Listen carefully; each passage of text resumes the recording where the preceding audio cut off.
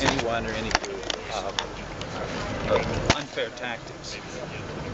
But I have heard Republican political leaders in Ohio on network TV stations saying things that could call into question the legitimacy of the Ohio vote. And it causes me to wonder, quite frankly, if there may not be an effort to set up a scenario where the Ohio outcome could be challenged. I think that would be terribly unfortunate if it happens. I think there is no reason to believe, no reason to believe that there has been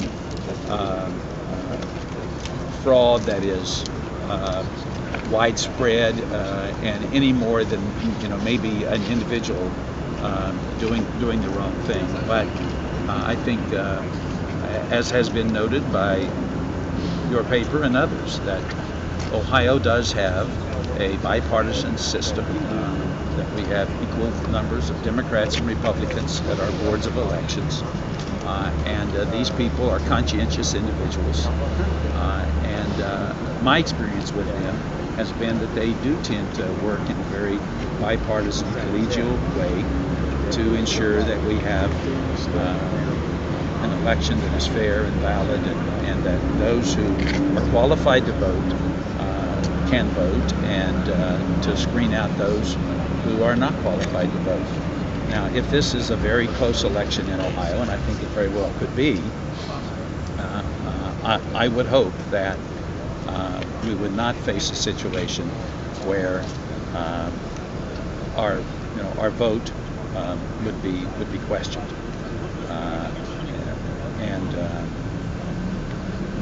But as I say, as I listen to some of the Republican leaders, it concerns me, because they are conveying to the rest of the nation that there is widespread irregularities and fraud within our system. I simply do not think that is an accurate presentation of Ohio to the rest of the nation. And so I would hope that in these remaining days that they would be circumspect and cautious in the way they express themselves.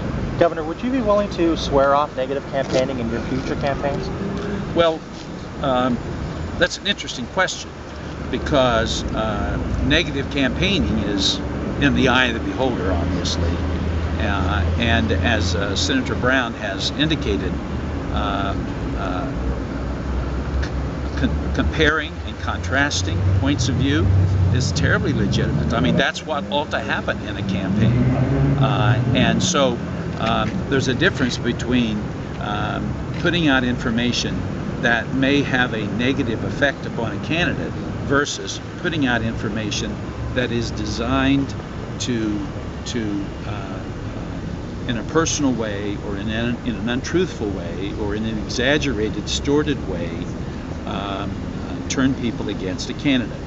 I mean, I read the content of these robocalls, and I think any fair-minded person would admit that they are